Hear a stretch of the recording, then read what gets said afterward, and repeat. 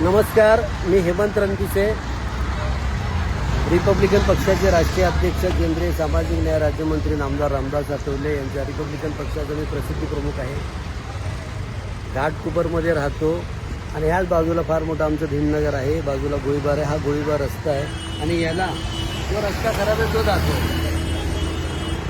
हा जो रस्ता आहे हा नॉर्थ बॉम्बे नाव पूर्वी होतं या शाळेचं, परंतु या शाळेला आता SIS doctor APJ Abdul Kalam memorial school नाव दिलेलं आहे. आणि ही शाळा 10वीच्या परीक्षेचं बोर्ड आहे, केंद्र आहे आणि इथे 10वीचे विद्यार्थी परीक्षा द्यायला येणार आहेत.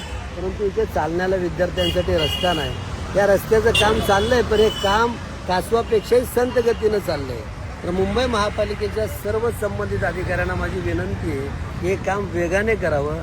पालकांना, विद्यार्थ्यांना, रहिवाशांना होणारा त्रास दूर करावा आणि हा जो रस्ता खोदून ठेवला आहे हा त्वरित चालू करावा. आणि आता 20 तारखेपासून 10वीच्या सुद्धा परीक्षा सुरू होत आहे, 12वीच्या सुरू झालेल्या आहेत.